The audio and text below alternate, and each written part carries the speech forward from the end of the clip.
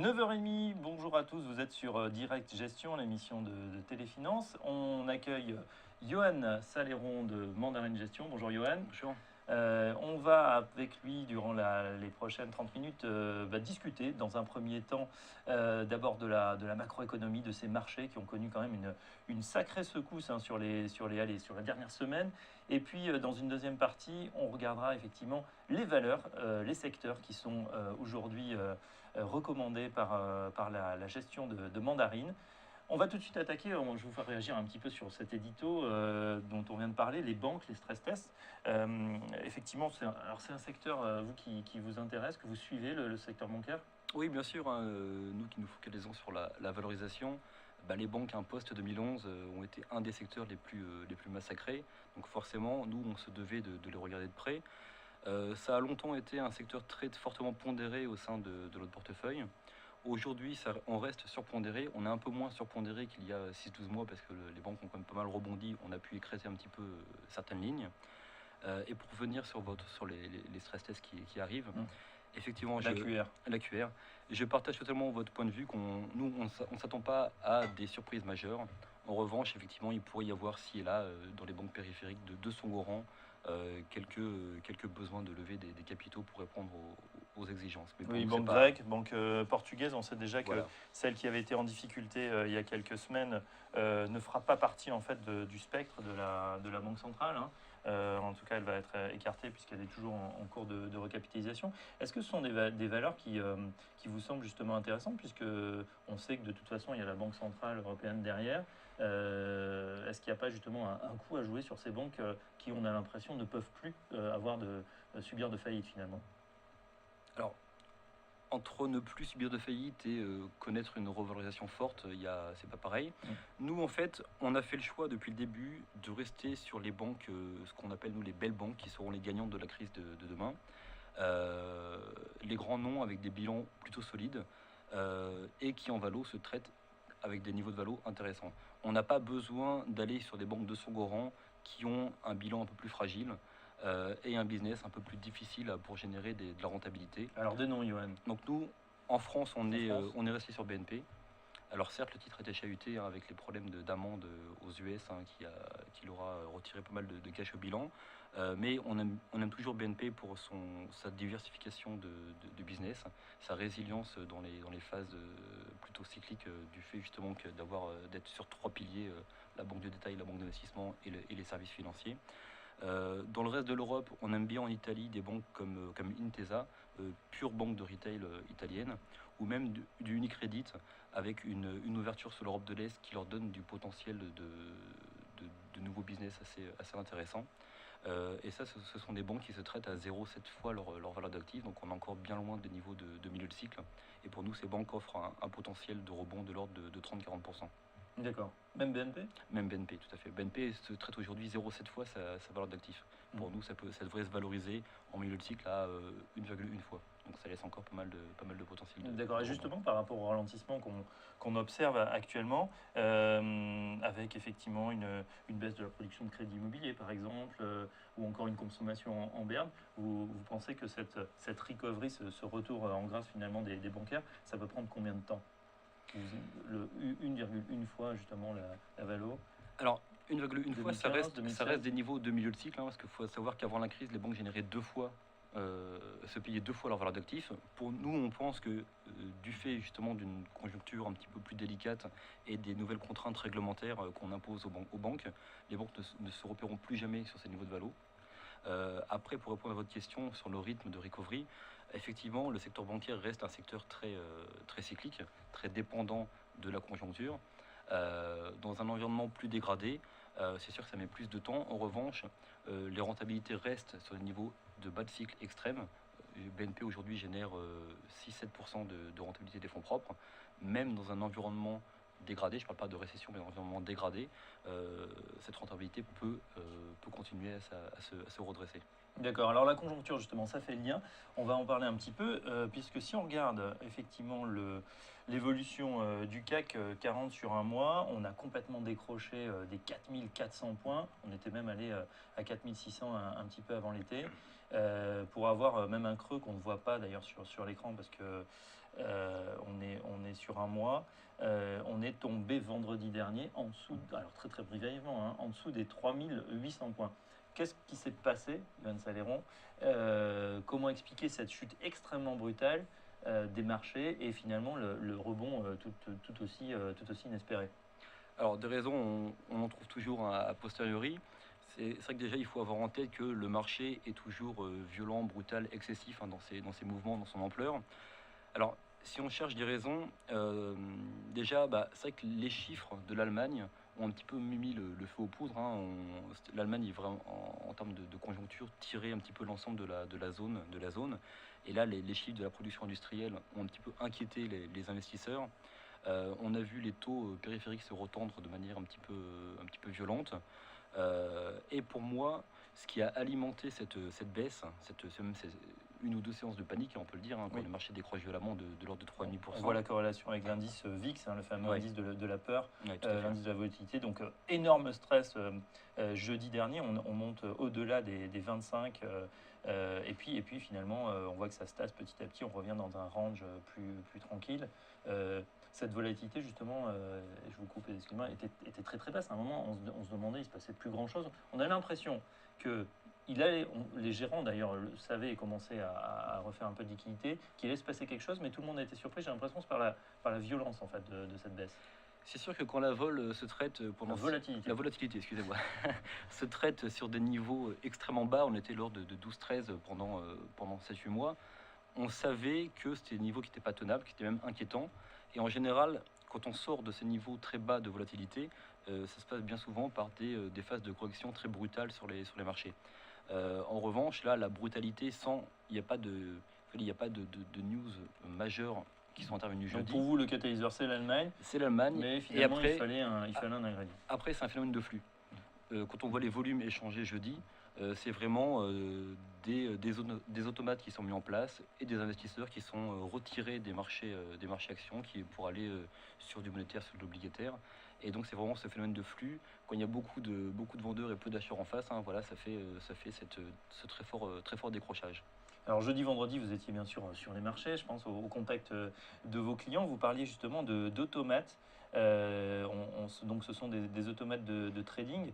Quand on est dans une gestion traditionnelle, je ne pense pas qu'on ait forcément ce type d'outil. Comment on réagit, à ces marchés qui baissent? Est-ce qu'on est tenté effectivement de sortir, de jeter le bébé avec l'eau du bain et de solder certaines positions pour ne pas être pris dans cette baisse? Première question. Et deuxième question, qu'est-ce que vous dites à vos clients à ce moment-là? Alors, première question, on reste prudent dans ces phases de marché. Nous, effectivement, on n'a pas d'automate, on fait de la gestion, encore une fois, à long terme, basée sur les fondamentaux. Ce que l'on fait, déjà, on essaye de se conforter en continuant à se focaliser sur les fondamentaux. Nous, les entreprises, ne nous délivrent pas de messages de panique ou de fortes baisses dans leur activité, contrairement à ce que les marchés nous ont indiqué depuis 3-4 mois.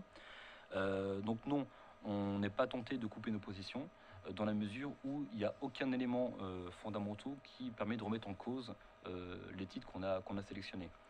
Ensuite, vis-à-vis des clients, les clients savent également quand ils viennent acheter nos fonds que c'est pas pour jouer un coup de trading ou un rebond ou une baisse des marchés sur un environnement très court. Ça reste un investissement long terme et ils savent que voilà, dans la situation actuelle, les marchés peuvent être un petit peu chahutés.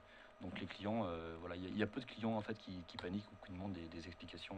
D'accord, ils font confiance. De toute façon, on rentre sur un fonds, on réexplique, hein, puisque le fonds Mandarine Valeur donc est orienté grande valeur européenne à vocation de reprise, en tout cas de progression sur le long terme. L'horizon de temps recommandé pour l'investissement, c'est quoi, 3-5 ans? C'est 3-5 ans comme un horizon de placement action classique, effectivement. D'accord, donc finalement, une crise sur une semaine comme on a connu, c'est un épiphénomène? C'est des aléas de marché, on sait qu'on les subit. On peut tenter à la marge d'en profiter en ramassant quelques titres extrêmement massacrés, mais ça reste effectivement un épiphénomène dans la durée de placement d'une action. D'accord. Justement, on voit l'historique du fonds qui était plutôt dans le vert, hein, jusqu'à il y a peu. On a même monté jusqu'à environ 7-8%. On en parlait juste avant, la collecte était plutôt bonne, puisque c'est un fonds quand même qui est, alors peut-être pas un paquebot, mais quand même, on approche effectivement des 800 millions d'encours, un petit peu moins en ce moment, effet marché évidemment. Euh, Première partie d'année très très très très bonne, très très positive. Et puis effectivement, à partir de l'été, crispation, les investisseurs aujourd'hui institutionnels, puisque vous travaillez beaucoup avec des institutionnels, mais les particuliers peuvent aussi souscrire. Comment vous les sentez aujourd'hui? Il y a une frilosité, il y a une hésitation depuis cet été sur les marchés actions? Alors, nous, par rapport à ce qu'on a ressenti chez nous, chez Mandarine, par rapport à nos clients, il n'y a pas eu de mouvement de panique, hein. Ils ne sont pas dit il faut sortir des actions, ça sent mauvais. Nous, notre message, c'est on n'est pas en train de vivre la troisième crise majeure en 6 ans. Là, c'est juste voilà, de la panique à court terme, mais d'ailleurs, c'est en train de se corriger. Euh, les fondamentaux sont présents. Il y a comme quelques bonnes nouvelles micro, on pourra en parler tout à l'heure, hein, qui nous font penser que c'était juste voilà, un mouvement de correction passager. Donc voilà, les clients, nous, ils n'ont pas massivement suivi ce vent de panique. En revanche, on ne peut pas dire qu'ils soient euphoriques à l'idée de remettre de l'argent sur les actions européennes, malgré les niveaux de valo, encore une fois, qui nous semblent aujourd'hui assez attrayants. Donc aujourd'hui, ils sont plutôt attentistes, plutôt prudents. D'accord, parce que c'est une gestion flexible, le fonds Mandarine Valeur, ou il y a une obligation de rester investi sur une poche action à un certain niveau? Alors non, c'est un fonds qui est tout le temps pleinement investi. Nous, on est tout le temps investi à 99%. D'accord. Ce qu'on vend aux clients, c'est un fonds action. Et on ne fait pas d'allocation d'actifs, on ne met pas de cash. On pourra en mettre, on a un petit volant de cash, mais en fait, nous, ce qu'on vend, c'est un fonds pleinement investi, donc on reste tout le temps pleinement investi, et tout le temps, on va sélectionner entre 30 et 40 titres en Europe qui nous semblent être décotés et avoir du potentiel de revalorisation. D'accord, donc Mandarine Valeur, c'est pure action, on achète de l'action européenne. Exactement. Et on fait confiance à l'équipe, le tandem, Marc Renaud et Johan Saléron. On va continuer sur l'écho, justement, avec quelque chose qui inquiète également. C'est pas la hausse du pétrole, c'est la baisse du pétrole qui a perdu 25% depuis juin. Est-ce que c'est quelque chose que vous regardez? Alors bien sûr, je fais le lien avec les valeurs. Quel est votre regard sur le secteur pétrolier en ce moment? Est-ce qu'il y a justement des valeurs qui pourraient profiter, ou du moins qui seraient résilientes par rapport à cette baisse de l'or noir? Alors c'est vrai que la baisse du pétrole a été assez forte, hein, également, comme vous le mentionnez. Deux éléments.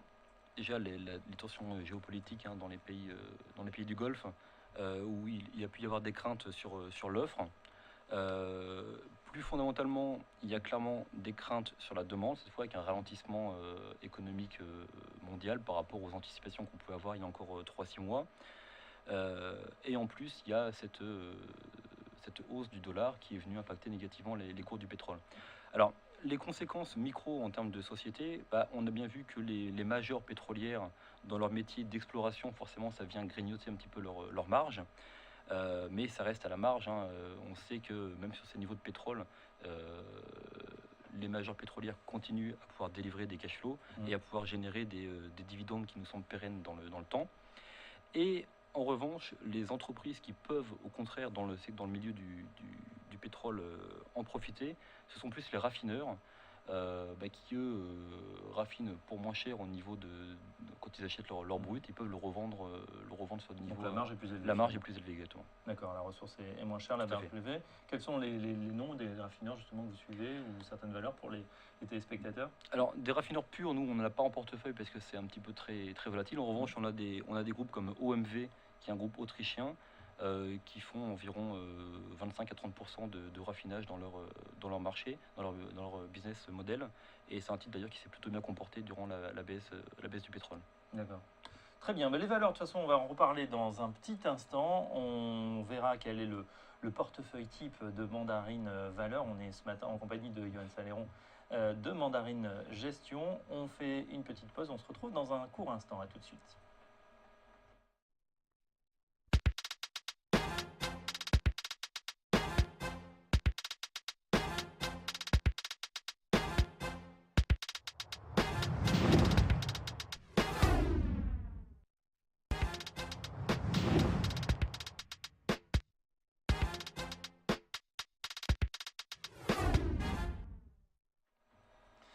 Retour sur le plateau de Direct Gestion, le débat avec ce matin Yoann Saléron, co-gérant de Mandarine Valeur, le fonds star de Mandarine. On va faire un focus sur les valeurs que vous avez en portefeuille aujourd'hui, ce que vous renforcez en fait, vos convictions, sachant qu'on va rappeler quand même la philosophie de fonds. Mandarine Valeur est un fonds d'action européenne géré selon une philosophie d'investissement value avec catalyseur. Qu'est-ce que c'est que ça, la value avec catalyseur, Johan? Alors la value, hein, c'est le fait de se focaliser sur la valorisation. Donc nous, on va exclusivement regarder les sociétés qui sont décotées par rapport à leur niveau de milieu de cycle et également donc, qui ont bien souvent un problème de sous-rentabilité. Après, c'est parce que la valeur n'est pas chère qu'elle mérite d'être achetée. Donc c'est pour ça qu'on essaie d'identifier un catalyseur, un élément qui nous fait penser que la société va pouvoir restaurer sa rentabilité et donc connaître une revalorisation boursière. D'accord, j'ajoute que Mandarine Valeur cherche à surperformer son indice qui est le Stoxx 600, donc les 600 plus grosses valeurs européennes. Exactement. Le fonds est donc PEAble. Oui. Donc pour ceux qui souhaitent s'y intéresser, je crois avoir vu qu'il est éligible également à plus de 35 contrats d'assurance vie, 39 si mes souvenirs sont Oui, bons. on est référencé un peu partout. On peut largement en profiter. Alors on revient sur les valeurs comme on avait dit. On parlait à l'instant du secteur pétrolier. Vous avez en portefeuille la major des majors. On en a beaucoup parlé suite à l'incident tragique qui est intervenu à son PDG Christophe de Margerie. Total, la major française pétrolière qui sous-performe. Ça l'a dit, elle est en ligne avec le CAC. Hein, c'est une des grosses composantes avec Sanofi, deuxième capitalisation française. Elle baisse de 8,55% sur un mois. Est-ce que ça vous inquiète? Est-ce que ça pourrait aller plus bas? Ou est-ce que sur Total, à environ 44,50 €, on est arrivé à un plancher pour vous? Non, sur Total, c'est un petit peu, on a également du Royal Dutch Shell en portefeuille. Hein. C'est un petit peu la même thématique d'investissement. Ce sont deux groupes pétroliers aux fondamentaux extrêmement solides qui ont contre-performé depuis 3-4 ans. Donc Total et Royal Dutch, donc effectivement valeur néerlandaise. Oui, Toujours. tout à fait. Donc, comme il y a beaucoup de rachats, il faut repréciser. Hein, pardon. Les groupes ont contre-performé, alors même que les fondamentaux nous semblent, nous, très solides. Il y a eu des craintes, effectivement, vous savez, pour aller chercher du pétrole, ça coûte de plus en plus d'argent, ça nécessite de plus en plus d'investissement. Donc il y a eu des craintes d'une réduction des cash flows par ces groupes, et donc qui ne puissent pas maintenir leurs dividendes qui sont relativement confortables de l'ordre de 5 à 6%. Nous, on pense au contraire que ces groupes ont mis en œuvre des mesures de restructuration et de baisse de coûts assez drastiques.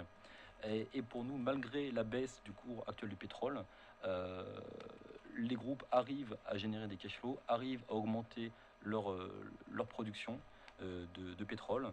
Et donc, ce rendement de l'ordre de 5 à 6% nous semble, nous, pérenne. Donc, gros rendement, boîte solide et avec des valeurs intéressantes. C'est pour ça qu'on en a aujourd'hui en portefeuille. Et en plus, une partie théoriquement plutôt défensive, plutôt avec des bêtas assez faibles. Donc ça permet en plus d'équilibrer d'autres titres qui peuvent être un peu plus volatiles. D'accord, mais pourtant avec cette baisse du pétrole, on sait on parle de complot entre Riyad et Washington pour affaiblir la Russie, l'Iran. C'est quelque chose que vous suivez finalement, la macro, qui vous inquiète avec un baril du pétrole qui pourrait baisser. C'est une composante que vous regardez? Alors, bien sûr, hein, si on atteint des niveaux, on atteint un niveau plus bas au niveau du baril et que ça peut remettre en cause sur une période assez longue la génération de cash flow de ces groupes, on pourrait remettre en cause notre investissement. Aujourd'hui, pour pouvoir anticiper les cours du baril, c'est quand même pas évident. Et aujourd'hui, même au niveau actuel du baril, ça ne remet pas en cause notre investissement. Donc oui, on suit ça, mais c'est pas une partie intégrante de notre cas d'investissement. D'accord. On voit à l'écran d'ailleurs des images du spot de Total.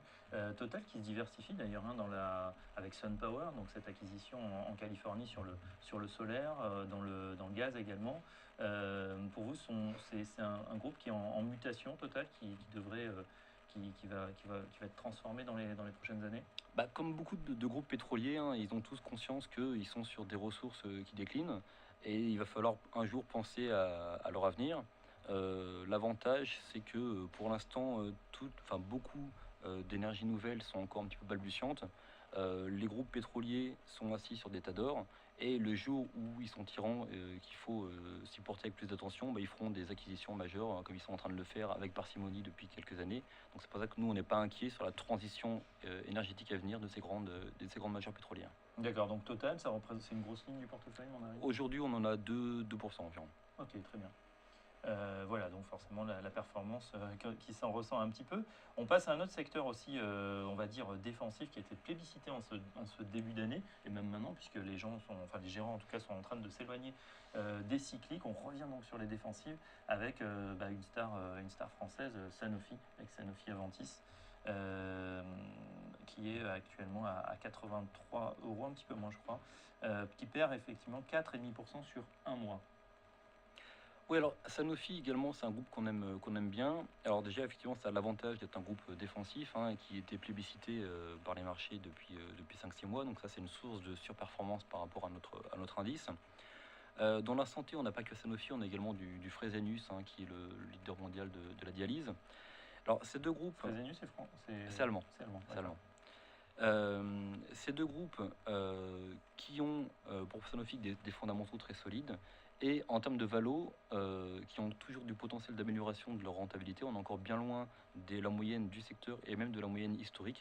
Donc il y a toujours de la valo, une revalorisation potentielle à venir. En plus, encore une fois, un dividende assez important, et en plus un biais défensif. Donc voilà, c'est une partie, c'est un socle du portefeuille qui nous permet de l'impression que c'est la valeur un petit peu tout le temps. Elle est aimée effectivement de pratiquement l'ensemble des gérants. Sanofi, en tout cas, elle est très rarement critiquée. Il y a du rendement, vous l'avez dit. Il y a une belle histoire au niveau de la croissance. Il y a de l'innovation parce qu'elle a quand même fait une acquisition il y a 3 ans, Genzyme. Donc il y a quand même de la biotech. J'ai l'impression que c'est la valeur tout le temps. Est-ce qu'on peut vraiment parler d'une valeur de rendement? Parce que certains la mettent aussi dans les valeurs de croissance. Bah, disons que valeur de rendement, hein, ça se détermine par rapport à son coupon qu'elle verse annuellement. Effectivement, c'est une valeur de croissance. Alors même si elle a connu une décroissance, hein, de la période 2005 à 2010-2011 environ, là, c'est une valeur qui est donc du coup qui reste pas chère en termes de valo, qui régénère de la croissance tous les ans. Donc si vous voulez, elle coche un petit peu toutes les cases, hein. Elle coche, les gérants de croissance peuvent en avoir parce que ça génère de la croissance supplémentaire. Les gérants en rendement peuvent en avoir parce que le coupon est généreux. Et les gérants value peuvent également en avoir parce que le tout avec une valo attrayante. Donc en ce moment, c'est une valeur qui est assez recherchée.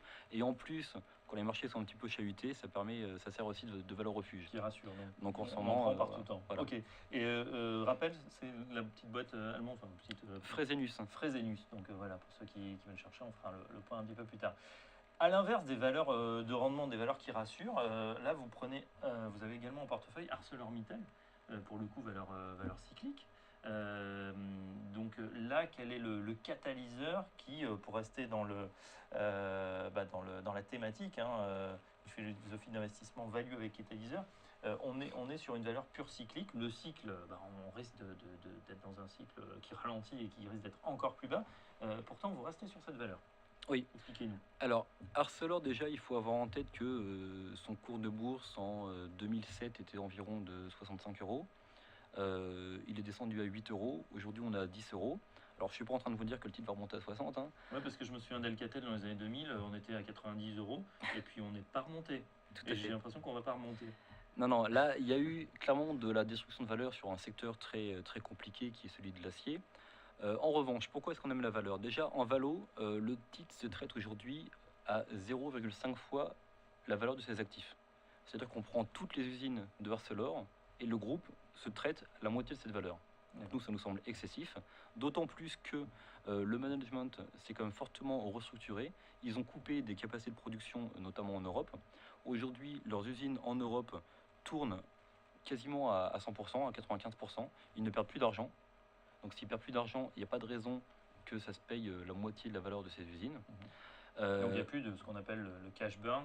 C'est-à-dire, exactement. On consomme du cash. On se souvient de l'histoire des fourneaux Bien sûr. Avec le ministre du redressement productif à l'époque qui était monté au créneau. Donc aujourd'hui, en Europe et notamment en France, ArcelorMittal ne perd plus d'argent. Ils ne perdent plus d'argent. Ils ont saturé leur unité de production. Et en plus, on s'attend à une hausse de la demande de l'acier cette année. Alors c'est une hausse très minime, très marginale, de l'ordre de 2-3%, un peu plus pour 2015. Donc voilà, ça contribue. Vous savez, quand un groupe industriel baisse fortement ses coûts et qu'il y a une hausse de la demande à venir, ils vont pouvoir générer un levier opérationnel, c'est-à-dire qu'une petite hausse du chiffre d'affaires va avoir une application beaucoup plus grande au niveau des marges. Mhm. Aujourd'hui, Arcelor génère environ 3% de rentabilité. Nous, on estime que le groupe peut atteindre, sur des niveaux de milieu de cycle, un niveau de l'ordre de 9-10%. Et sur les cours actuels, pour nous, Arcelor, ça peut doubler. La demande en hausse, là, ce que vous anticipez, ça viendrait d'où de la reprise aux États-Unis, de la Chine, qui était un gros consommateur, mais qui patine un peu, entre guillemets, en ce moment, parce que 7% de croissance, on serait bien.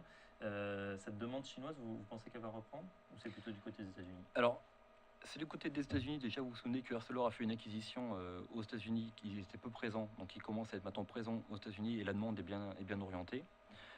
Également en Europe, il ne faut pas oublier qu'en Europe, il y a le secteur automobile qui publie des chiffres en hausse. Et c'est un des secteurs qui est très consommateur d'acier.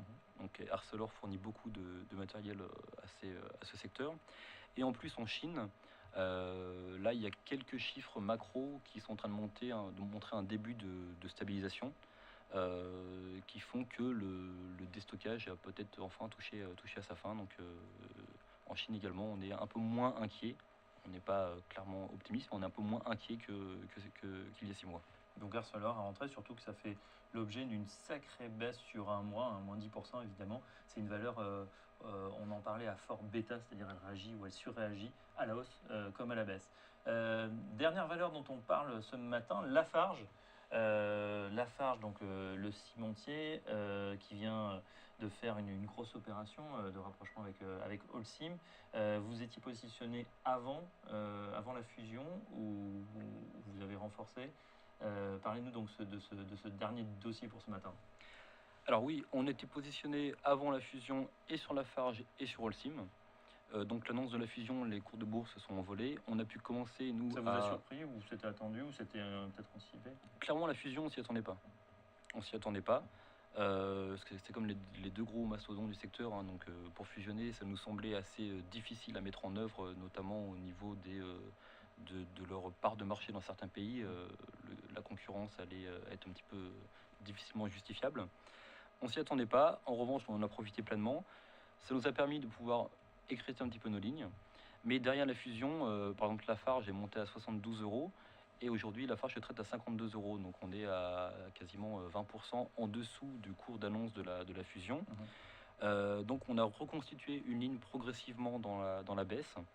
La fusion a l'air d'avancer correctement, mais c'est pas forcément ça que l'on joue, hein, parce que c'est les synergies qui vont se mettre en place, mais c'est du très long terme, ça ne sera pas en place avant fin 2015, mi-2016. Une fusion, c'est compliqué, on se souvient de la macro-fusion dans un autre secteur, la publicité, Publicis Omnicom qui avait finalement capoté.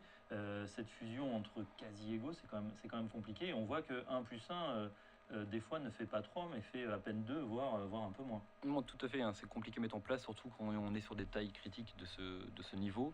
Là, c'est annoncé pour 1er semestre 2015.